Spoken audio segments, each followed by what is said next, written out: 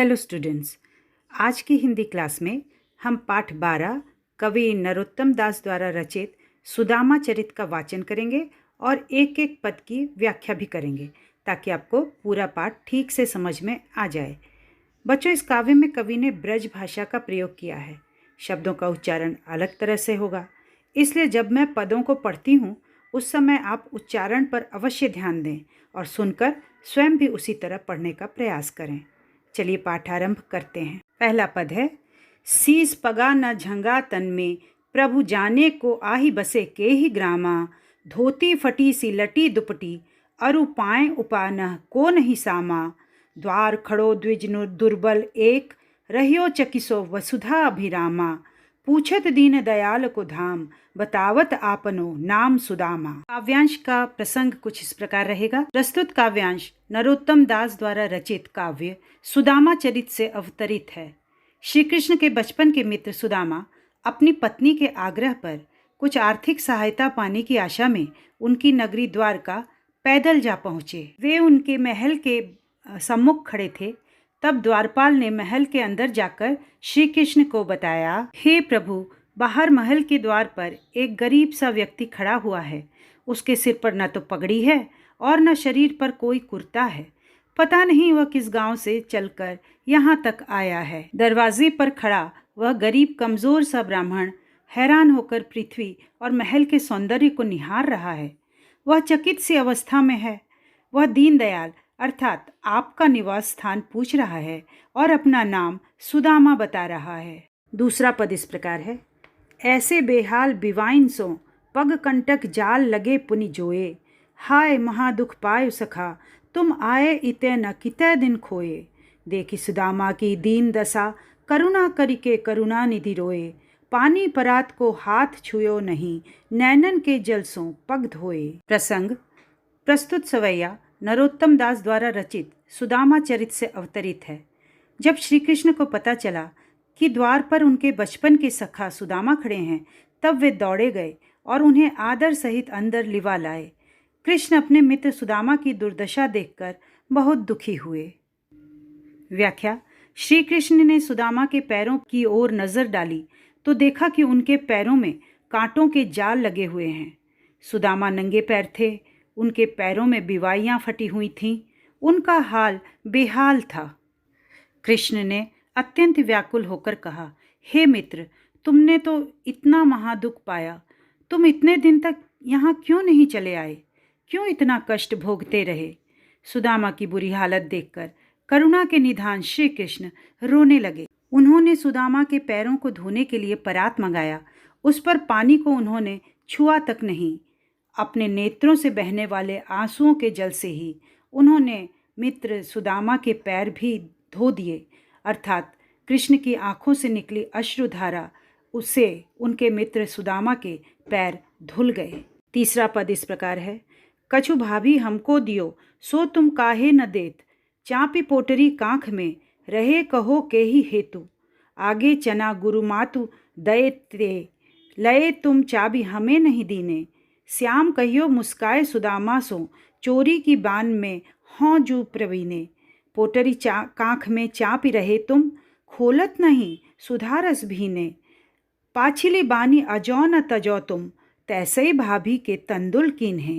प्रसंग इस प्रकार है। प्रस्तुत पंक्तियां कवि नरोत्तम दास द्वारा रचित काव्य सुदामा चरित से अवतरित हैं। श्री कृष्ण के मित्र सुदामा द्वारिका जा पहुंचते हैं। वहां कृष्ण उनका काफ़ी सम्मान करते हैं। वे मित्र को अपने बराबर बिठाते हैं। इसके पश्चात कृष्ण हंसी ठिठोली के मूड में आ जाते हैं। श्री कृष्ण सुदामा से पूछते हैं, हमारी भाभी ने हमारे लिए जो उपहार भिजवाया है उसे तुम मुझे देते क्यों नहीं हो? उपहार की पोटली को तुम बगल में दबाए हुए हो। भला तुम ऐसा क्यों कर रहे हो? वे अपने मित्र सुदामा को संदीपन गुरु के आश्रम की बात का स्मरण कराते हुए कहते हैं कि जब हम तुम साथ साथ पढ़ते थे तब भी गुरु माता ने हम दोनों के लिए चने चबाने को दिए थे। तुम सारे चने स्वयं चबा गए थे और मुझे मेरे हिस्से के चने भी नहीं दिए थे। तुम्हारी पिछली आदत अभी तक गई नहीं है। तुम भाभी के भेजे चावलों के साथ भी वैसा ही व्यवहार कर रहे हो। अगला पद, वह पुलकिनी वह उठी मिलनी, वह आदर की बात, वह पठवनी गोपाल की, कछु न जानी जात। कहा भयो जो अब भयो, हरि को राज समाज, घर घर कर ओढ़त फिरै, तनक दही के काज। हों आवत नाही हो तो वाही पठियो ठेली, अब कहीं हों समुझाए के, बहुधन धरो सकेली। प्रस्तुत काव्य पंक्तियां नरोत्तम दास द्वारा रचित काव्य सुदामा चरित से अवतरित हैं। कृष्ण ने सुदामा का आदर सत्कार तो बहुत किया, पर विदाई के समय खाली हाथ ही लौटा दिया। सुदामा कृष्ण के इस व्यवहार से खिन्न थे।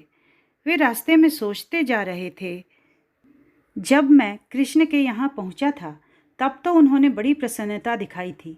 वे उठकर गले मिले थे और मुझे बहुत आदर दिया था, पर विदाई के अवसर पर इस तरह खाली हाथ भिजवाने की बात कुछ समझ में नहीं आती। वास्तव में कृष्ण ने सुदामा को उनके 2 मुट्ठी चावल खाते ही 2 लोगों की संपदा दे डाली थी, जिससे सुदामा बिल्कुल अनजान थे। सुदामा कृष्ण के बचपन का स्मरण करके सोचते हैं कि यह वही कृष्ण है जो थोड़े से दही मांगने के लिए घर घर फिरता था। भला वह मुझे क्या देगा? मैं तो इसे पहले ही इस माखन चोर को जानता था। पर सुदामा की पत्नी ने ही उन्हें जिद करके कृष्ण के पास भेजा था। सुदामा कहते हैं, अब जाकर उससे कहूँगा, बहुत धन मिल गया है, अब इसे संभाल कर रखो। वास्तव में सुदामा बहुत खिन्न थे, क्योंकि वे यहाँ आना नहीं चाहते थे। अब हालत यह थी कि जो चावल वे मांग कर लाए थे वह भी कृष्ण ने ले लिए थे। बदले में खाली हाथ वापसी हुई। नेक्स्ट। वैसोई राज समाज बने, गजबाज घने, मन संभ्रम छायो। कैंधो परियो कहूँ मार्ग भूली, की फैरी के मैं अब द्वारका आयो। भौन बिलो किबे को मन लोचत, अब सोचत ही सब गाँव मझायो। पूछत पाड़े फिरे सबसों पर, झोपड़ी को कहूँ खोज न पायो। अपने मित्र कृष्ण से भेंट करके सुदामा खाली हाथ अपने गांव लौट आते हैं। कृष्ण ने प्रत्यक्षतः सुदामा को कुछ भी नहीं दिया, पर वास्तव में उन्होंने सुदामा को अपार संपदा दे दी थी, जिसे देखकर सुदामा चकरा गए। व्याख्या। सुदामा ने अपने गांव जाकर देखा कि वहां द्वारका जैसा ही ठाट बाट है, वैसा ही राज समान है। वहां उसी प्रकार के हाथी घोड़े थे जैसे द्वारका में थे। इससे उनके मन में भ्रम छा गया। सुदामा को लगा कि वे भूलकर फिर से द्वारका ही लौट आए हैं। वे शायद रास्ता भूल गए हैं। वहाँ भी द्वारका जैसे भव्य महल बने हुए थे। सुदामा के मन में उन भवनों को देखने का लालच आ रहा था। यही सोचकर वह गांव के बीच में चले गए। वहाँ जाकर सुदामा पांडे ने अपने सभी से पूछा। वे अपनी झोपड़ी को खोज नहीं पाए। 6ठा पद है। कै वह टूटी सी छानी हती, कहाँ कंचन के अब धाम सुहावत। कै पग में पनही न हती, कहाँ ले गजराजहु ठाड़े महावत।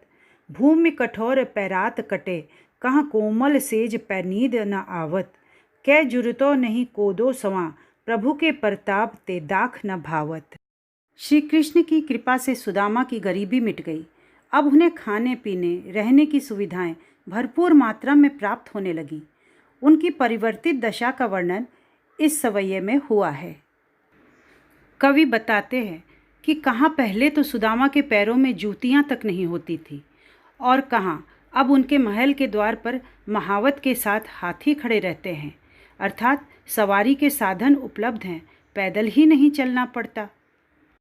कहाँ पहले उनके पास सोने के लिए बिस्तर भी नहीं था, कठोर जमीन में सोकर उन्हें रात बितानी पड़ती थी, और अब कोमल गद्दों के ऊपर सोकर उन्हें नींद ही नहीं आती। पहले जहाँ उनको खाने के लिए कोदो, सवा जैसे मोटे अनाज भी नहीं मिलते थे, यानी उनके पास साधारण अन्न खरीदने के लिए भी पैसे नहीं थे, वहीं अब महंगे द्राक्ष या मेवे भी उन्हें स्वादिष्ट नहीं लगते हैं, नहीं भाते हैं।